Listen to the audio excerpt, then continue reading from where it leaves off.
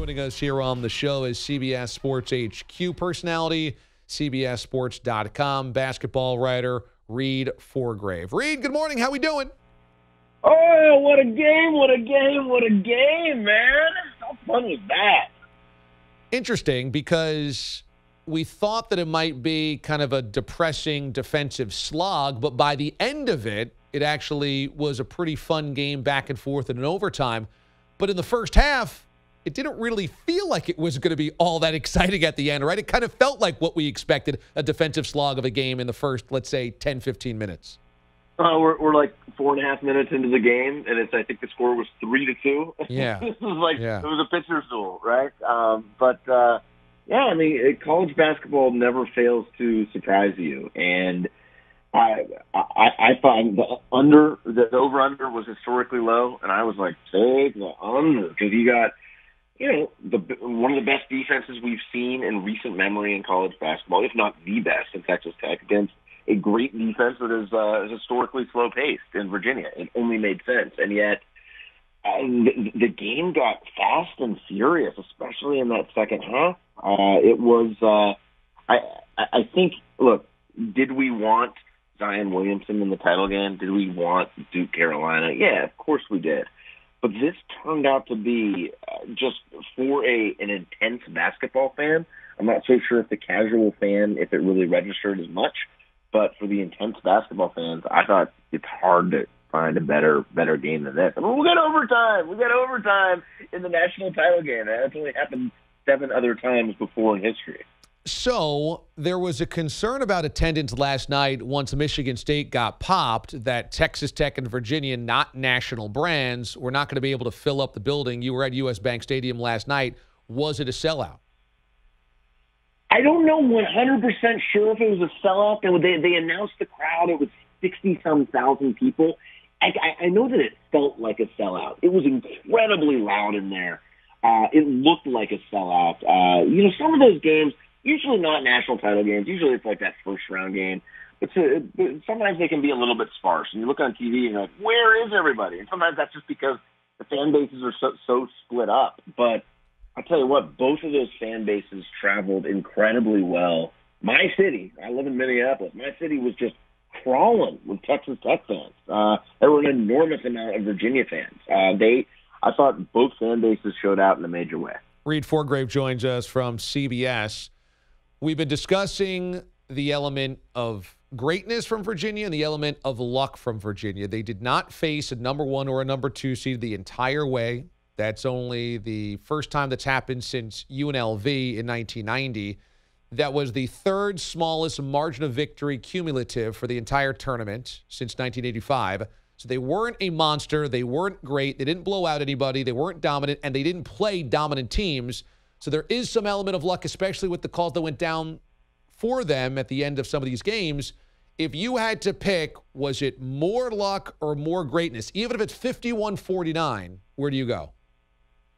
You call it luck, DA. I call it destiny. Oh, on fate. Okay. I mean, isn't that the feeling around this team? I know, look, destiny in sports, we always look back and kind of put destiny on things. The game wasn't decided by destiny, but if you just look at the narrative of this, how this Virginia team escaped, it's almost like they had all the karma in the world, some would say all the ref help in the world, going for them this tournament. And look, my theory, because I'm all into the heebie-jeebies when it comes to sports, my theory is, man, they went through literally the bottom. They went through the bottom. You can't get any worse than Ty Jerome and Kyle Guy having to sit on that podium a year ago saying, we just have the biggest failure in college basketball history. And you hear about Kyle Guy going into the shower in the locker room and just sitting down and crying uncontrollably. They went through that. They deserved some luck. Well, were they lucky? Yeah, absolutely they were lucky. Were they a dominant team in college basketball? I don't think they were one of those dominant teams that we look at it as a historically dominant team beginning to end. Frankly, I thought during this tournament, Texas Tech was, I thought, pretty clearly the best team in the tournament. Virginia was pretty clearly had luck on its side. But it was among the, certainly from beginning of the season to the end of the season, top 5 best teams in the country. And man, you can't beat the storyline. So if it takes a little bit of luck, man, to get that Disney movie made about the 2019 Virginia Cavaliers, I'm all for giving them a little bit of luck. It's a remarkable story because of where they were a year ago and where they are now, and because they had been defined by chokes in March. They had all these high seeds and great regular seasons, never did anything with it. So it is pretty remarkable. But what is also remarkable is how many things went Virginia's way, right? I mean, not facing a 1 or a 2 is pretty incredible, but then also the calls that have gone their way the last couple of weeks at the end of games, boy, that's almost unprecedented, isn't it? Yeah. I mean, like, you see the Twitter conspiracy theorists being like, oh, the NCAA and, CBS, they just want this storyline. Whatever, man. Like, it's not going to affect advertising money. It's not going to affect ratings. The tournament always does well because it's the tournament. Would it have been better ratings-wise if it was Duke UNC last night? Yeah, of course it would be. But would Virginia move the needle one bit if it hadn't been in the title game, or if it hadn't had this storyline going for it? No. So, like, the conspiracy stuff, it's like, come on, man. I think ref conspiracy stuff is the dumbest thing in the world. They certainly had a lot of calls go their way. I mean, to me, none bigger than that double dribble from Ty Jerome, which happened, like, right away, like, literally, like, 12 feet in front of me. Apparently, like, nobody caught that double dribble in the stadium or on TV until afterward. Coaches weren't asked about it until they had a chance to kind of review that play, and it starts bubbling up on Twitter. It happened right in front of me. I actually saw it. And I kind of like looked around. I'm like, did everybody miss that? What just happened? That was the biggest missed call of the tournament. The foul call in the game against Auburn, was it a ticky-tack call? Maybe, maybe not. But like definition of the rule, it was a foul. But when you look at that double dribble, you could have called a foul on Bryce Brown in the middle of that play. He kind of grabs at Ty Jerome's jersey. So I don't think people are going to look at that David Moretti play in overtime with a minute left, where they go to the replay monitor and switch the possession from Tech to Virginia. There have been a lot of people saying that was the play that decided the game last night. I mean, maybe not. But what I do know is, like, replay looked pretty clear that it was off Davide Moretti. So, yeah, they had luck go their way, but you need luck. They certainly had an enormous amount of it. Reid Forgrave joins us from CBS. He was in the house last night as Virginia cuts down the nets. So let's look at that Moretti play. There is a little over a minute remaining in overtime, and Virginia leads by 2. Moretti tracks down the loose ball. He's driving toward the basket, and it looks like he's either fouled or the ball pretty clearly goes off of UVA's DeAndre Hunter. This is where we go to replay, super slow-mo, frame by frame, and it appears that the ball actually grazes off of Moretti's hands.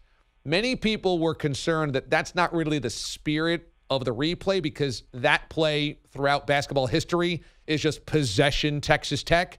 Did you think it was the right idea to go to the replay there and overturn the call that was on the floor?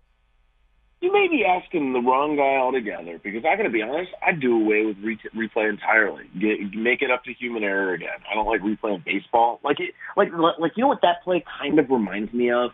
When someone's stealing base in baseball and they overslide second base by 2 inches, and the second baseman holds the tag, and because he overslid, technically you can go to replay and that's an out. I mean, it's like, that's not the spirit of the rule, but someone is able to challenge that, and you can say, actually, he was off the bag, and it's the right call. I think that's the case last night.